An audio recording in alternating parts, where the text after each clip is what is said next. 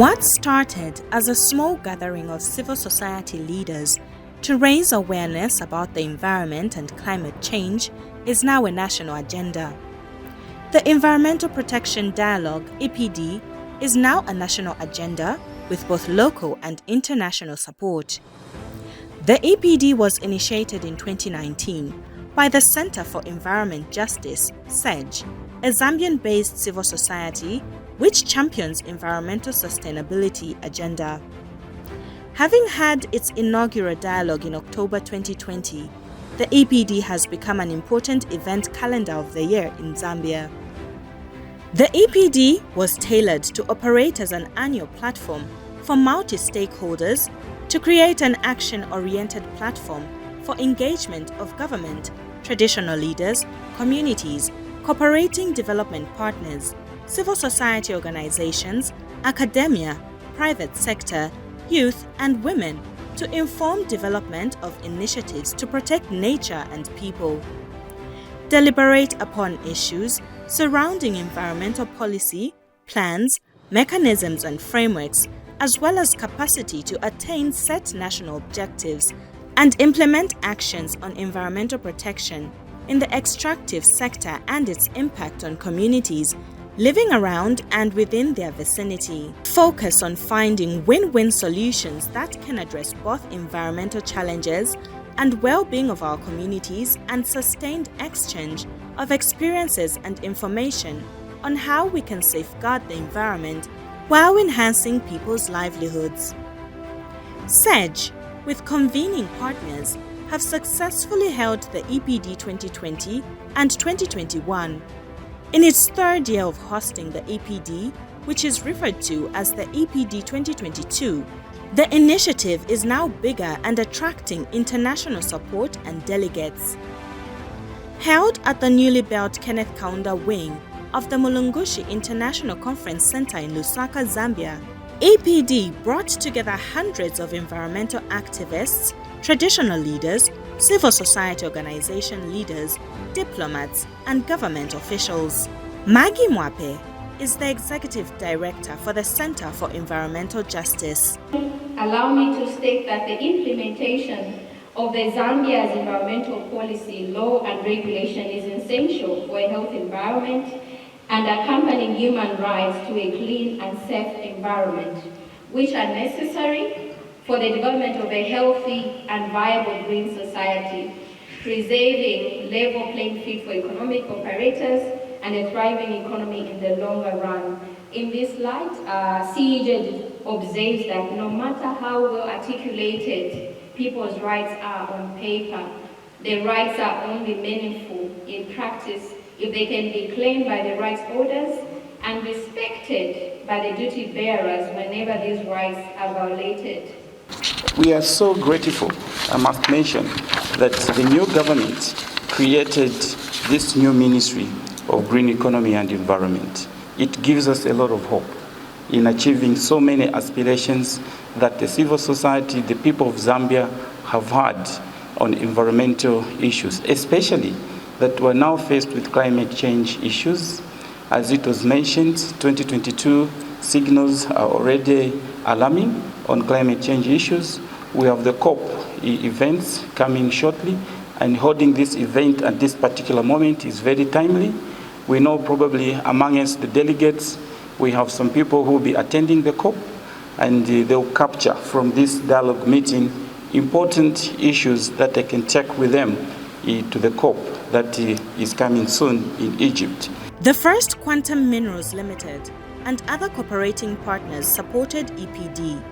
FQM has endeavored to fully contribute and be up to date with the EPF. We do pride in this. We are optimistic that as many like-minded players as possible will follow suit, and where possible, establish environmental protection funds dedicated to their catchments so that the security and welfare of the local ecosystems and surrounding environment generally can be guaranteed. Diplomats from the United States and the United Kingdom are in support of SEG's drive for environmental sustainability. I'd like to reflect on three important areas of environmental protection between the UK and Zambia. First, on partnership at the global level as we all prepare for COP27 in Cairo next month. Second, partnership at the national level to help Zambia realise the value of your natural assets. And third, partnership to ensure Zambian communities benefit from green investments and that we reduce emissions as quickly as possible and support those most vulnerable, including young people and women and girls, to adapt to climate impacts. Climate change is truly a global challenge, and 2022 has already set record temperatures around the world. We need to come together to address the cause and the effects of climate change, and we need to do so now. The U.S. government continues to partner with Zambia with its focus on a green economy. For example, through USAID's Business Enabling Project, Alternatives for Charcoal, and the Trade Boost activities, the U.S. government supports clean energy, sustainable agriculture, natural resource management, and ecotourism to boost Zambia's economy and to create jobs right here in Zambia.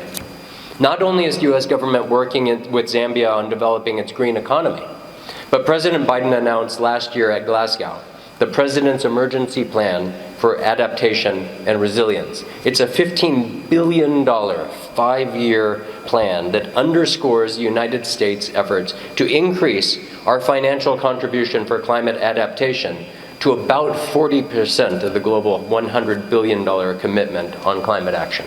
It is a privilege and an honor to be with you today at the 3rd National Environmental Protection Dialogue. I would like to thank and congratulate the Center for Environmental Justice for organizing this important annual event. Strong actions for environmental sustainability is exactly what we need.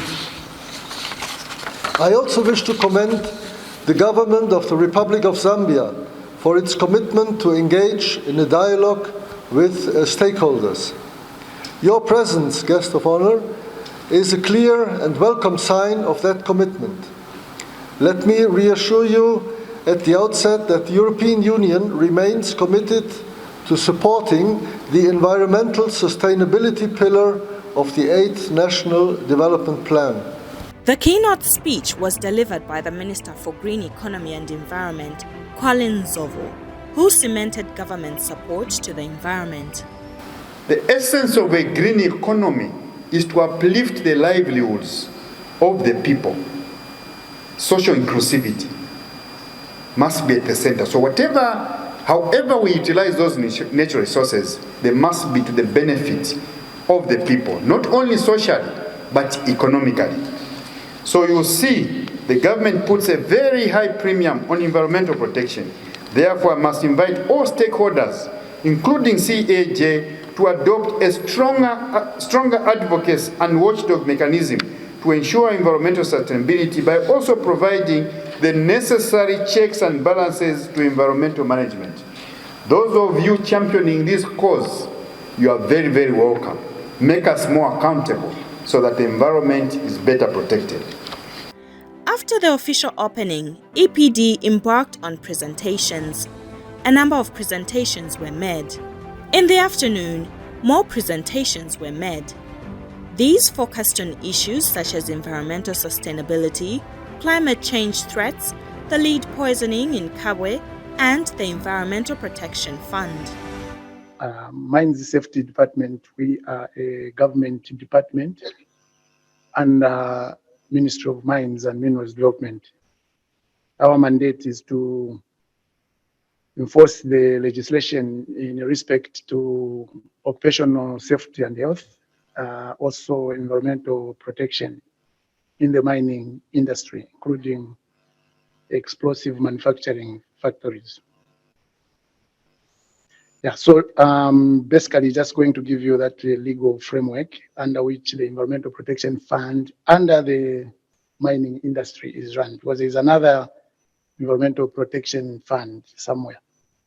This one I'm talking about is the one that falls under the Ministry of Mines. On the second day of the Environmental Partnership Dialogue, youths were not left out in the EPD, as they are an integral part to the fight to promote environmental activism. First and foremost, we would like to thank CEJ for actually organizing this event that has brought together not only government, we've seen the private sector, the mines, the CSOs, also the youth, the women, together to actually dialogue about the environment. This year's event has been commemorated or celebrated under the theme Strong Actions for Environmental Sustainability. And the youths were actually given a platform to air out their concerns. Well, the EPD this year has really been interesting. It's actually my first time attending one, and it's such a great honor that a young person like me was allowed to attend and come through and give my views and speak on behalf of other young people. And it's really been a great learning experience because we had traditional leaders, we had a combination of different stakeholders in society, and that was really major for me. It just shows how holistic the EPD is. We need more young people to speak, to be prioritized by the organizers, to speak to the decision makers about our challenges, our submission. We need to present our submission to the minister himself and other ambassadors and other CSOs that are doing much on climate change. The third Environmental Protection Dialogue ended on a high note, as many stakeholders expressed their optimism about what was achieved. So a big thanks to all of you on behalf of myself and Biocarbon Partners. And then finally, an opportunity to thank the Center for Environmental Justice for this opportunity to lend our support to this important event and to continue to work with all of you going forward. And I look forward to seeing some of you again in the field as I have before, and to working with others here. Having the dialogue for 2 days is something that we should appreciate. Most of the times in our African setting, when they call you for a dialogue, it's when you have done something wrong, and then they'll sit you down and say, this we don't like. But when you do something right, I think most of the times that recognition is not there. But we have seen in this meeting that we are able to have this nice conversation, the dialogue, both the negatives, the positives, so that we build each other. So we want to thank everyone. Most importantly, we want to thank our chiefs for really coming through. And this just shows in terms of when we talk of environmental protection, we cannot leave out our traditional leaders, because they are the custodians of our environment, of our natural resources. So in our dialogue, we have seen the importance of having the chiefs, and we thank you for also recognizing our efforts. We were ably informed that we are able to convene chiefs, which our government hasn't created that opportunity. So we thank you for recognizing those efforts. We have talked, we have listened, we have made recommendations, but the cardinal point is implementation. Implementation. The chairperson of the House of Chiefs and all the Royal Highnesses who have been here from the 12th up to this day, I said thank you for supporting Center for Environmental Justice and all the partners. But at the personal level, some delegates expressed what they learned and what their hope for the future is.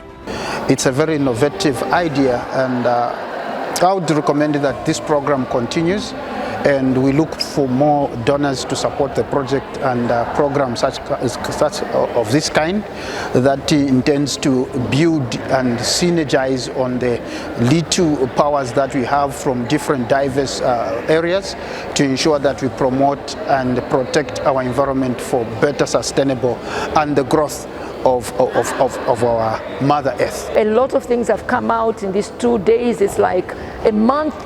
It seems for me like we've sat together as a dialogue for a month, because key things, the planning, I want to thank really the organizers, because they have brought the key stakeholders, and it's a complete thing with green financing, issues of mining, issues of environmental degradation and solutions to that, issues of inclusiveness of not only the youths but even the women being the key stakeholders who are actually more affected, issues of agriculture, issues of mining. The Center for Environmental Justice has made the Environmental Protection Dialogue an annual event. Next year, the EPD will be held again, with the hope of continuing to champion the environmental agenda in the end. It is SEG's desire to have long-term partners in hosting the EPDs and implementing its resolutions.